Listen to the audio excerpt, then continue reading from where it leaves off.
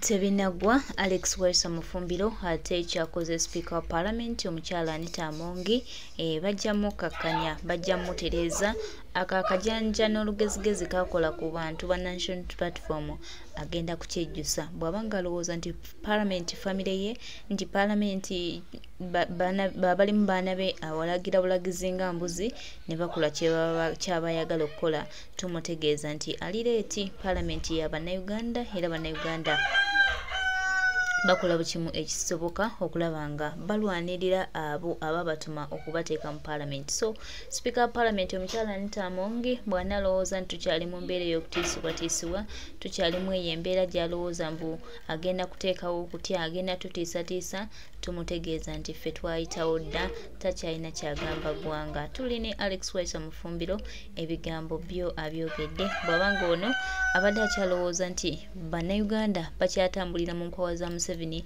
ng'alowooza nti Museveni bw'aba wamutumye genda bakole kino genda bakole kino bagenda tuteeka mu fiya bagenda tuteeka mu kutya tumutegeeza nti tebitukwatako ffe kitwagala kwe kulabanga muli Munnayuganda yenna afuna ejjembere ate era nga buli Munnayuganda alwanirirwa. Alex Waiswa Mufumbiro ebigambo abyogedde bw'abanga ye abadde alowooza nti Bannayuganda batya nnyo bwewana bagamba nti muve mu Parliament mbugenda bagoba ku bifo bya Parliament bagenda kutya bagenda kankana bakomewo anti obwo obukode bwa Museveni bwaliko bwakutiisatiisa obukode bwa Museveni obw'okubanga atiisatiisa Bannayuganda. Anita Amongi mama kizigo obanga wakuta ekizigo ne kikujjako obwongo bwongo olowooza Bannayuganda tebategeera tukutegeera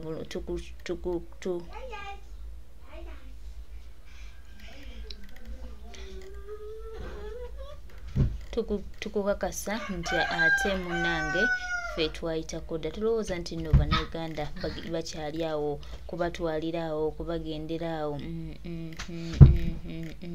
Bannayuganda bayitawo dda kwata Bannayuganda bewawamba bomanyi boyina toyambusa please tukuleke naye tugenda kuteeka Bannayuganda mu kutya olw'okuba Museveni kye yakutumye okole tewali agenda bekkiriza tewali agenda kutambula nabyo era tukusuubiza ne tukutegeeza nti eno Parliament y'Abannayuganda ate era Bannayuganda bonna be balina se esembayo ku ggwanga lyattu lino Uganda. Temulowooza nti mugenda kuteeka abantu mu kutya temulowooza nga tugenda kuteeka abantu mu kubigendererwa byammwe abantu bate baleme okuvaayo okukola ekituufu kye balina okukola olw'okuba mmwe Museveni abawadde omusimbi Museveni abawadde egafo Museveni abawadde embeera yonna nedda bassebo ne bannyabo tubategeeza nti ate ebyo bye musuubira si we tuli we muli twayiseewo dda era tubategeeza nti twetaaga ggwanga laffe. This is Uganda for Ugandans. Tetugenda kukkiriza wadde n'okukkiriza wadde n'omulundi n'ogumu okubeera nga tutambulira mu bigere bya Anita Amongi awamu n'akabinja ke. Anita Amongi funa ku byokukola nywa ku mazzi okkute Bannayuganda bayiseewo dda Bannayuganda buli omu nyiivu buli omu kambwe ne bakwogerako buli omu akutenda busiru bambi olwaleero bw'otunuulira Parliament nga Wangadi amaze okubawa report baali balina okuteekawo investigation naye ebintu bye bawadde priority byebiriwa. Speaker bwe yawulira nti zaake nga bakozesa omukutu ogutalina gwa zaake nti waliwo ebiwandiikiddwa ku internet ku Twitter ku X Speaker yayanguwa mangu nnyo ne bayita olukiiko obukubirire ne baluyita nga buluvudde na muliseesi ne bateekamu okusasula ssente nnyingi okujja zaake mu office. Kinya Matama bwe yabadde nga alina ensonga okuva Erakai yadduse mangu Kinya Matama n'afuna tayeebwa. Okay? Kinya Matama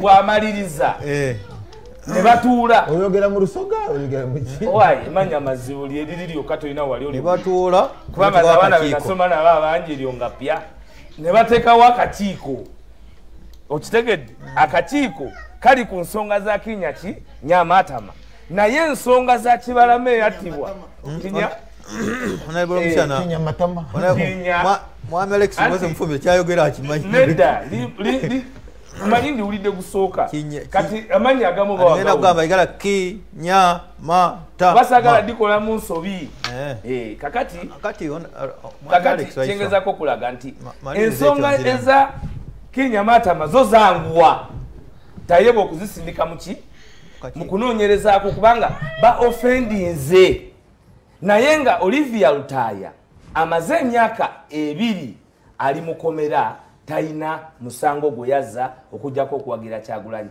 alina abaana 2 Kibalama bamubuzaawo kyetusaba nno tutuuse ne ku level balutamaguzi banagamba nti ne ku palamenti tuvudde ne mu kusaba abalamu tugenze ku kiri ekya kooti kyeyogera katolo ngenda ku third arm of government egambe etya kooti ebagambye habeas corpus abo abantu bonna 18 balina habeas corpus copies. Habeas corpus kyekiwandiiko ekifulumizibwa nga kooti eragira gavumenti okuleeta omuntu oyo oba mulamu oba mufu tusabye nga balamu tukooye naye tugamba nti n'emirambo mugituwe oba entaana muzituwe kubanga n'abayokyebwe Somalia baba bawa. So ensonga egaana babaka ba parliament abali ku ludda oluvuganya kwe kubanga omusaayi gw'abaafa gubalulumira okuba nti bagutakabanira bwe kiba tekisobola kuziyizibwa kati kigaane kuddamu mu future nga bano tebeetudde era ekyo kyetusabe ekyokubiri General Museveni yagamba nga yakawamba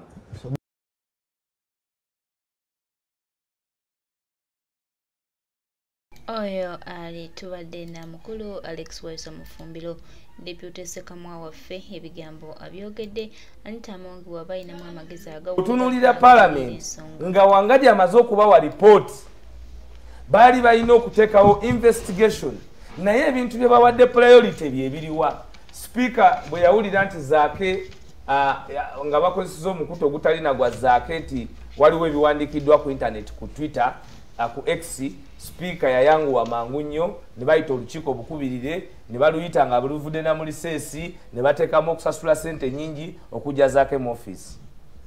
Kinyamatama bwe yabadde nga ayina ensonga okuva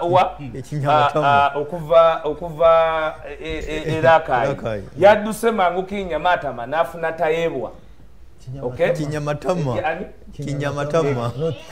Kinyamatama bw'amaliriza ne batuula oyogera mu lusoga oyogera mu ki owaye manya mazibu lyeriri lyokka tolina wali oli ne batuula kubanga abaana benasoma nabo abangi eryo nga pya ne bateekawo akakiiko okitegedde akakiiko kali ku nsonga za Kinyamatama naye ensonga za Kibalama eyattibwa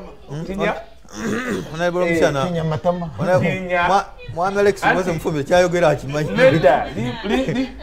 manyi ndiwulidde gusooka kati amanyi agamu bagamba igala Kinyamatama basagala dikola mu nsobi kakati kyengezako kulaga nti ensonga eza Kinyamatama zo zanguwa tayeba okuzisindika muki mukunoonyerezaako kubanga ba offendinze naye nga Olivia Lutaya amaze emyaka 2 ali mukomera taina musango gwe yazza okujjako okuwagira Kyagulanyi alina abaana 2 Kibalama bamubuzaawo kyetusaba nno tutuuse ne ku level balutamaguzi banagamba nti ne ku palamenti tuvudde ne mu kusaba abalamu tugenze ku kiri ekya kooti kyeyogera katolo ngenda ku third arm of government egambe etya kooti ebagambye habeas corpus abo abantu bonna 18 balina habeas corpus copies. Habeas corpus kyekiwandiiko ekifulumizibwa nga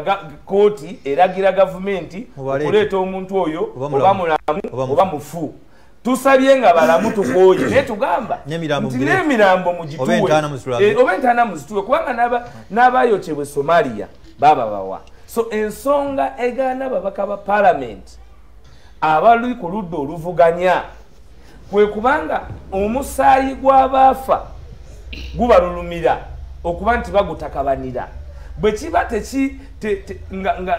tekisobola kuziyizibwa kati kigaane kuddamu mu future nga bano tebeetudde era ekyo kyetusabe ekyokubiri General Museveni yagamba nga yakawamba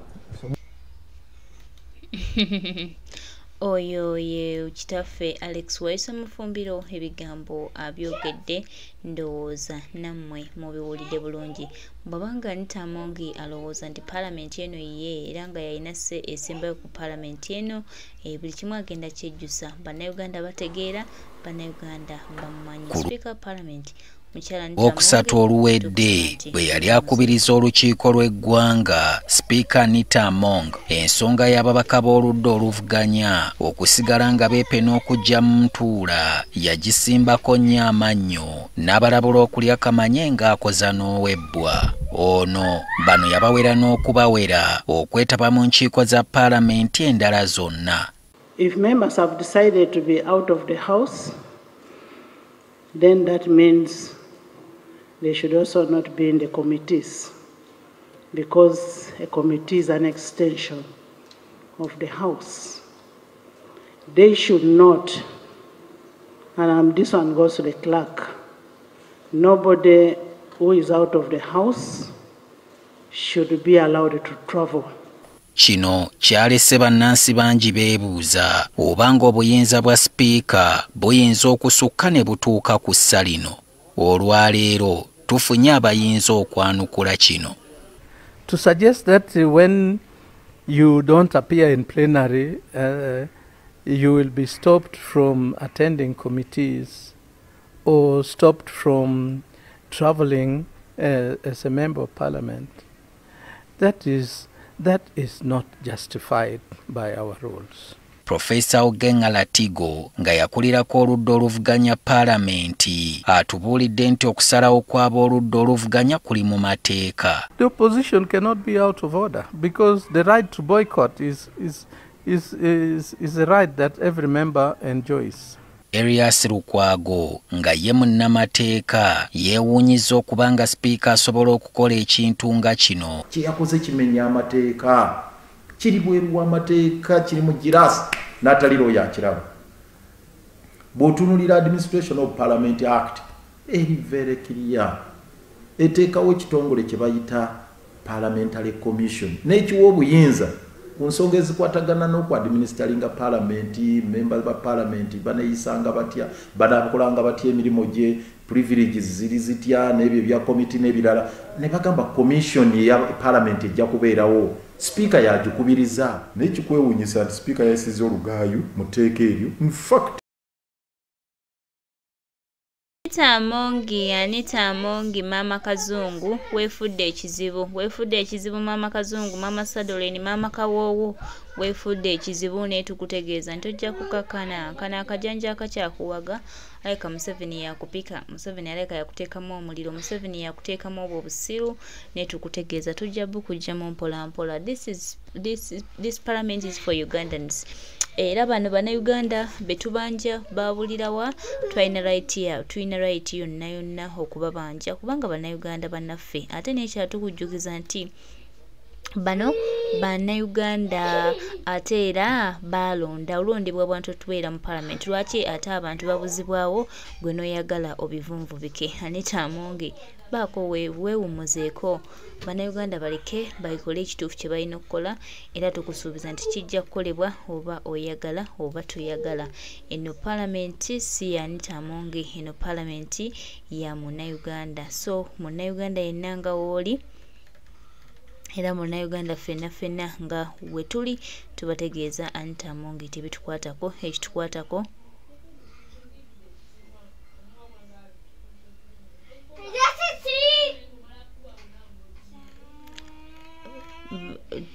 bitukwatako ffenna tubimanyi. Tetugenda wadde okukkiriza Anita Amongi tuzannyirako nga batategeera. Tutegeera, twetegeerera, tumanyi kye twagala era tujja tambula nakyo.